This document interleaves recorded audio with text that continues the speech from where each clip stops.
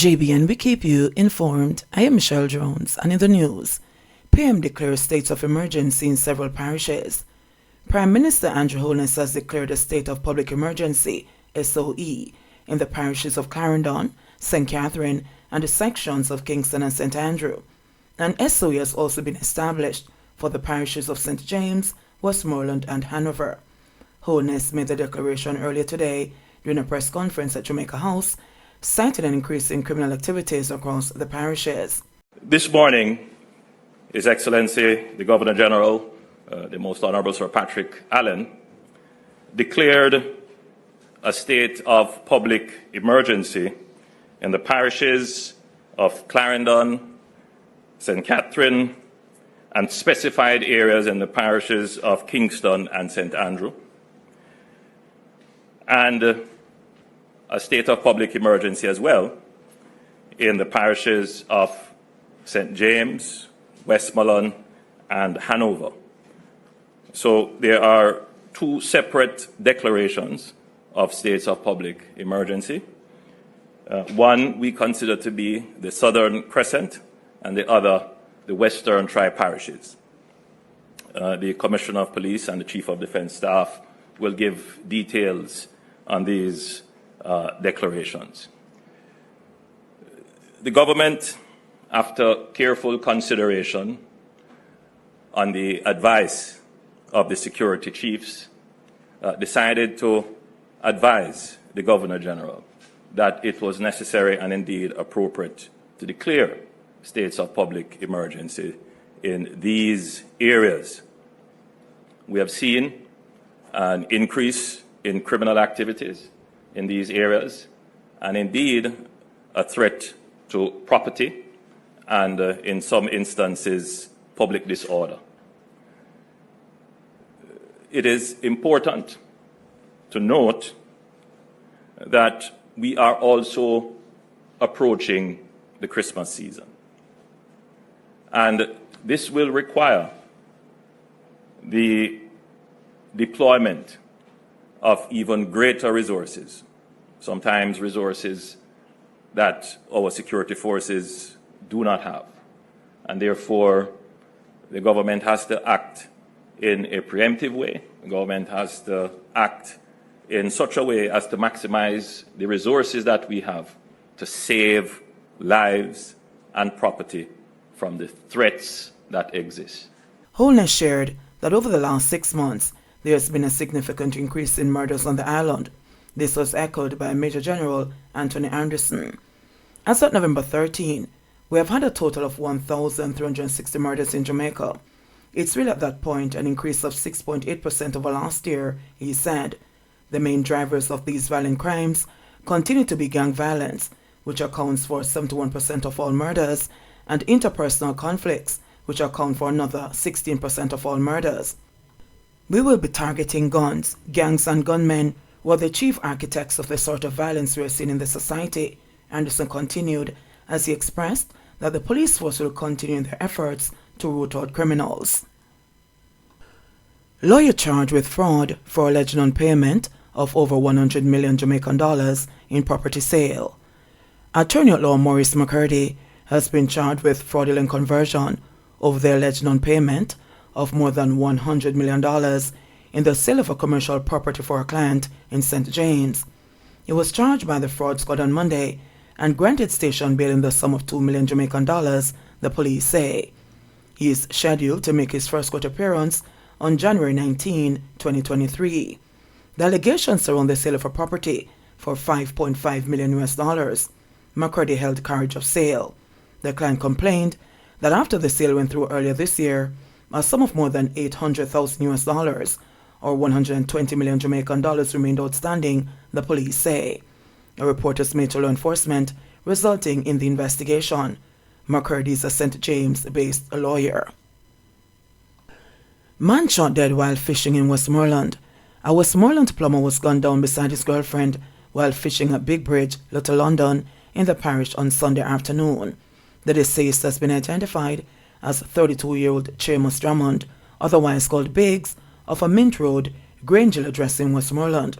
Reports from the police are that Drummond, along with his girlfriend, were fishing in a canal in the vicinity of Bridges Restaurant and Bar when two men rode up on a motorcycle. The pillion is said to have brandished a gun and opened gunfire at Drummond, hitting him to the upper body. The men then escaped. The report further stated that the police were summoned, and on their arrival, Drummond was seen face down with what appeared to be gunshot wounds to his right knee and the right side of his head. He was transported to the Salvador Hospital, where he was pronounced dead. Drummond's female companion escaped unhurt. Two Portmore taxi operators arrested for setting fire to roads. At least two taxi operators were arrested on Monday afternoon for setting fire in the street near the Petcom gas station on Dawkins Drive in Portmore, St. Catherine, in protest over the government's refusal to grant them a ticket amnesty. Senior Superintendent Christopher Phillips, the commanding officer for St. Catherine South, said that cops had to be playing cat and mouse with the taxi operators, who set new fires soon after the authorities put one out. The police are moving from one area to the next because these people are lighting and attempting to light fires all over the place, so we have to be monitoring and responding right away, Phillips said. These taximen started near the gas station. We managed to get things under control and two persons were taken into custody. We now have a strong presence on the ground monitoring Portmore, Phillips said at the time. Kabaka, Coffee, Shaggy, Sean Paul and Protege nominated for Best Reggae Album. Coffee, Sean Paul, Kabaka Pyramid, Shaggy and Protege are the nominees for the Best Reggae Album at the 65th Grammy Awards. The nominations were announced earlier today by internationally acclaimed singer John Legend. Sean Paul earns his 10th Grammy nomination with his album Scorcher. The project was released by Island Records back in May and is International Star's 8th studio album. Sean Paul has one Grammy win under his belt. He won the award back in 2003 for the album Dirty Rock. Gifted is a follow-up album to Coffee's Grammy-winning EP Rapture. Gifted was released through Land Recordings or Columbia Records in March, and with the project, Coffee became the first female artist from Jamaica to place in the top 10 of the United Kingdom's official albums chart. This is Coffee's second nomination.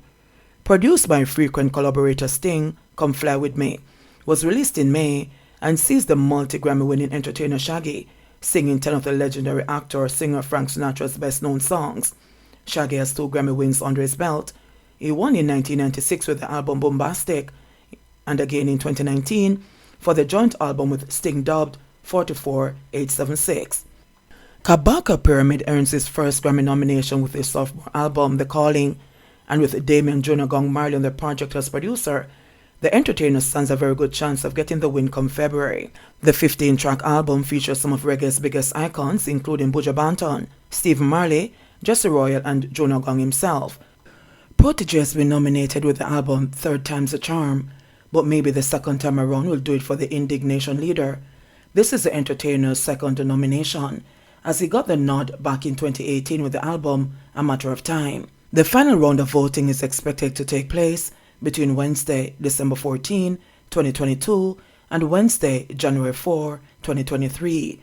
The winners in each Grammy category will be announced on February 5, 2023 at the Crypto.com Arena in Los Angeles. Westmoreland burn victim optimistic after 17 surgeries but needs prosthesis. Despite needing a lower leg prosthesis and several skin graft treatments, Adriana Lang, the 13-year-old Westmoreland native who suffered severe burns in a house fire that claimed the lives of her 3 younger brothers in September, is doing well and is in high spirits. Dr. Zaid Hassan, the president of the Augusta, Georgia-based Joseph M. Stillburn Center and head of the medical team that performed young Adriana's 17 surgeries, gave the update today in a press conference on the Zoom platform. When she came, we started working right away and we all worked together. We had 7 surgeons and 3 pediatric persons, and Adriana went through a total of 17 surgeries including skin grafting, Hassan explained. Even though Adriana lost her left leg below the knee and some fingers on the right hand, I think she's going to be fully functional. Meanwhile, Adriana's father, Adrian Lang, told the briefing that his daughter is steadily improving and voiced gratitude to other parties that made her treatments possible. The teenager's medical care was sponsored by the San Marino Foundation in partnership with the Jamaican diaspora, the government, and other interest groups. Adriana is the sole survivor of the fire, which occurred at her home in Springfield, Westmoreland on September 4, one day before the start of the 2022-23 school year. Her brothers, 8-year-old Adriana Leng and 7-year-old twins Jaden and Jordan Leng, died in the fire. According to reports, the fire started after a candle was lit in the house due to an electrical outage in the area. A GoFundMe account has been started to provide further assistance to Adriana as she recovers. Up to 10 licensed farms stolen monthly. With an average of 5 to 10 licensed farms being stolen monthly in Jamaica in 2022, the Chief Executive Officer of the island's gun regulator said he's gravely concerned about the number of weapons falling into the hands of criminals. That observation comes hours after the police confirmed that veteran lawmaker Philip Paulwell is among 5 people who are to be charged for losing their firearms. Paulwell, the leader of opposition business in the House of Representatives, said that his licensed farm was stolen from Escarino Pastures, St. Andrew in July after he made an emergency stop. The Office of the Director of Public Prosecutions ruled that he should be charged. Farm Licensing Authority FLA CEO Shane Darling has disclosed that the majority of guns reported stolen were pilfered from cars. That is why we insist that license holders follow the safety measures to ensure that their farm is secured at all times, Darling said in an interview on Monday. The head of the regulatory body shared that Jamaica has approximately 45,000 licensed farm holders and that criminals often target events held at high-density venues at the National Stadium, where licensed farm holders tend to leave their guns in their vehicles. Most cases that we have are persons leaving them in a car, leaving them under their seats, leaving them in the car and someone breaks the glass and takes out the firearm, Darling said. The Firearms Act requires that the person should at all times secure the firearm in such a manner that it does not get into the hands of unauthorized persons, and when not in use, it should be kept in a safe. Persons should at all times ensure that they have custody and control of their firearm, and if it is not in use, it should be locked away, Darling said. Section 41 of the Firearms Act says that any person who, being the holder of a license, certificate or permit in respect of a firearm, losing such firearm through negligence on his part, shall be guilty of an offence and shall be liable to a fine of $100,000 with or without hard labour for a term not exceeding 12 months. Darling noted that whenever the police intervene and charge persons for losing their firearm, it discourages others from being carefree. He also disclosed that if a licensed firearm holder loses a gun under what the FLA deems to be negligent circumstances, any other permit that he or she possesses would be revoked and the firearm taken. However, the Reverend Merrick Al Miller, who in 2011 was convicted of negligence resulting in the alleged theft of his licensed firearm, said the police should not be quick to charge just because a firearm is lost. Miller believes that a thorough investigation should be done before charges are laid against licensed firearm holders. The FLA and the police, for instance, tend to lean on this false premise that all lost firearms border on negligence, and it seems to be an assumed position. And where they draw that is because they make the assumption on the basis that the firearm was not on the person, the popular clergyman said. Miller's taken issue with the requirement that the licensed firearm holder should always have custody of his firearm. They tend to say that if it is not on your person, then it is suspected as negligence. That matter is one I feel that as a society it needs to be raised with the authorities and the government. We need to look at it because that's where the problem lies in many cases, the pastor said. You take even the end of my own case. Not only was I within 30 yards of my vehicle, but it was positioned between 2 vehicles and 2 unsavory characters went into my vehicle and took my bag which was under the front seat of the car. Miller said that even though his gun was recovered 2 weeks after it was stolen, he was still charged and found guilty. Meanwhile, Attorney at Law Bert Samuels, who is representing Paulwell, insists that the FLA will have to prove negligence. The safe place that the FLA contemplates is a vault, but there are exceptions. You have to prove that the person was negligent in all the circumstances, and they have a reasonable explanation as to why they had it where it was, Samuels said. NWA to assess Ruthven Towers after property flooded during heavy rains. The National Works Agency, NWA, is to probe the development of the St. Andrew-based Ruthven Towers following recent flooding on the property. Heavy rains on the weekend resulted in the underground parking facility at the complex becoming flooded. NWA Communication Manager Stephen Shaw said the agency will examine the drainage plans of the development, and if there are issues, the plan will be sent back to the source for further review. Shaw said he'll seek to verify if the plans for Ruthven Towers were approved for drainage. I would have to speak to my colleagues in the physical planning unit to ascertain what it is that we approved and whether that which was approved and that is on the ground are consistent, he said Tuesday while speaking in an interview. 2 JUTC buses damaged, passengers injured. The Jamaica Urban Transit Company, JUTC, says 2 of its buses were damaged and the passengers injured in separate incidents on Monday. It is understood that, in the first incident, a student used pepper spray during an altercation among students on the bus. The JUTC says the bus was at the intersection of Windward Road and South Camp Road in Kingston about 3:20 p.m. when passengers began shouting that they could not breathe. The driver reportedly opened the front door to allow the passengers to get out of the bus, but some broke windows on both sides of the unit to get out. The bus company says police personnel were passing by observed what was happening and provided assistance. The student who allegedly used the pepper spray was pointed out and taken into police custody. In the second incident, a stone was reportedly hurled inside a bus about 7:40 p.m. in the vicinity of Eastwood Park Road and Courtney Walsh Drive in St. Andrew. The JUTC says 1 passenger was injured. The company is urging persons who filmed the 2 incidents and anyone else with information to provide it to the police to help in their investigations. We are also pleading with those who seek to perpetuate violence, the hoodlums who engage in this reckless practice of stoning our buses, to stop it.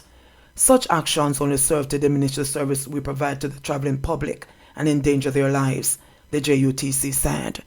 JBN, we keep you informed. Please remember to subscribe, like, share, leave us a comment and click the notification bell to receive our daily news items.